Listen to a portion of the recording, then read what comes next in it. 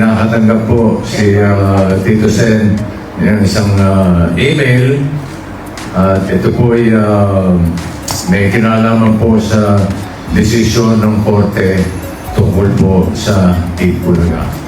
At narito po si Tito Sen para basahin ang isang portion. Napakahaba po ng desisyon ng Korte.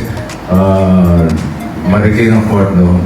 Maraming explanation pa kasi siyempre kung sa nilalahat doon sa desisyon ng Korte. So mahaba po yun. Ang babasahin na lang po namin ay yung dispositive portion.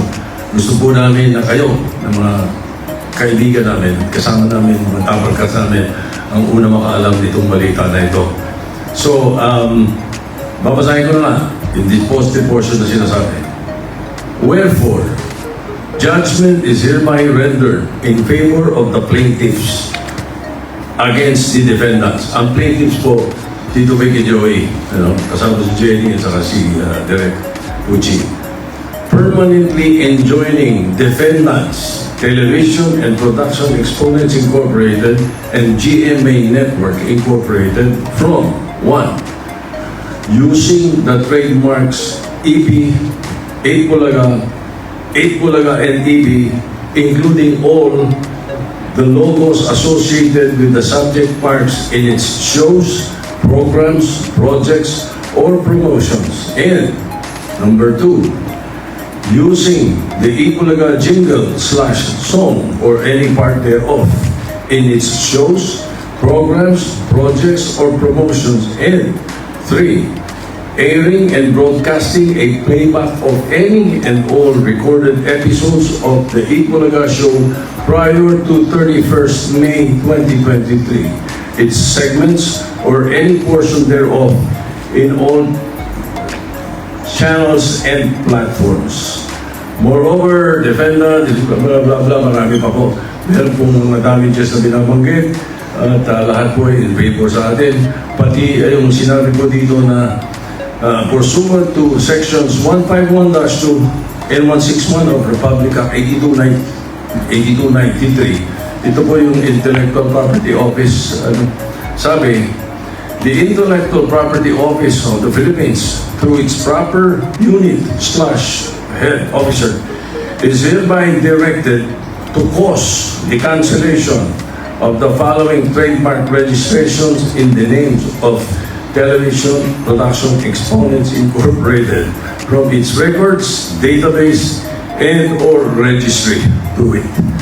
Yun po yung pinakalaman ng dispositive portion. Madaling salita, Nanalo po tayo. Pagpasok pa lang po ng buwan ng Enero ay sunod-sunod na nga ang mga good news na natatanggap ng TVJ. At ngayong araw nga ng January 5, 2024 ay inilabas na nga ng Korte ang kanilang desisyon patungkol sa pagkakansela ng trademark sa pangalan po ng Tape Incorporated. Ito po ay hindi injunction ito po ay may kinalaman sa pagkakansela kasi according po dun sa inilabas na statement ni Tito Sen ngayon lang 20 minutes ago ay ito po yung kabuuan na kung saan nanalo nga po sila dun sa kanilang inihaing kaso sa Marikina Regional Trial Court para ipagbawal na gamitin sa Tape Incorporated or Television and Exponent ang titulo or trademark na 8 Bulaga. So waging-wagi nga ang TVJ sa kanila pong pinaglalaban matapos mong i-cancela ng ng IPO, yung trademark na rin registration na i-honor na po kasi patuloy pa rin ang paggamit nila. So dahil dito malamang nag-iiyakan na po yung mga yung mga pro tape na kung ano-ano pinagsasabi, maging si Paulo Contis na sinasabi na mahaba pa raw ang laban. Eto na, lumabas na po at inilabas na ng korte kasi according to Bossing, 4 o'clock po nung dumating yung news. Kaya naman tayo pong mga Davercats ang unang-unang sa atin muna ipinaalam yung nagbalitang ito yung good news na to And according to them, bukas po, saktong-sakto ng Sabado, may malaking pasabog po ang TVJ sa pagwe-welcome dito po Kasi freely pwede na nilang gamitin yung title dahil dahil ang korte na po ang nag-decide, no? Parang goosebumps tayong lahat ngayon dahil yung pinaglalaban natin ng for the longest time, eto na nga inilabas na po ng korte at namayani na kung sino ba talaga ang tunay na nagmamay-ari ng nasabing trademark.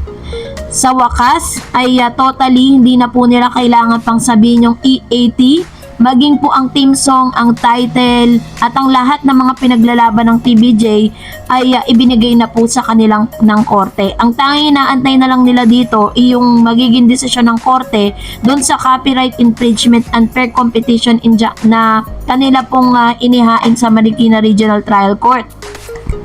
And blessing pa na nandun pa po sila sa opisina nila sa media, doon po sa TV5, nandun pa po sila kasi according to Bossing, nag-meeting po sila kung ano po yung magiging panibagong plano this year 2024. And this time, napakagandang timing. Kaya pagdating po ng news sa kanila, ay agad-agad nila itong pinalita sa lahat ng mga legit lover cards. Ngayon, ang tanong, pwede na bang gamitin or hindi na ba pwedeng gamitin ng halushos ang titulo? Yes, sapagkat nasa kamay na po ng TVJ ang mga dokumento, no, na makapagsasabi na bawal na nga gamitin ng halushos ang titulong Itbulaga. So, abangan natin bukas ano kaya ang magiging reaksyon at ano naman kaya, paano kaya tatanggapin ng mga Tape Incorporated to at ng mga alipores po nila, yung mga pro tape. Dapat ang isunod ngayon ng TVJ yung mga tao na talagang nanlilibak sa kanila kung ano-anong itinatawag, tapos dapat kasuhan din nila at asikasuhin nila yung ikakaso nila doon sa mga Facebook page na nagkakalat na tinatawag silang rapist, kinatawag silang kung ano-ano, 'di ba? Dapat po yun labanan din po yun ng TVJ dahil nagsalita na rin po itong si Coca Nicolas, 'di ba, sa kanyang interview. Sinabi niya na wala raw katotohanan ang lahat ng mga ibinibintang sa TVJ. So this is really good news. Pagpasok pa lang ng 2024 ay napakagandang news na po ito para sa lahat ng mga legit lover cards. Kaya naman keep on watching, keep on supporting TVJs at lahat ng kanila mga programa na talaga namang legit na legit, no? TVJ talaga ang nanalo. Nakita naman natin yung statement nila na parang gusto nang umiyak ni Sir Joey De Leon ng mga oras na to. Sa Facebook po nila ipinost to ngayon lang.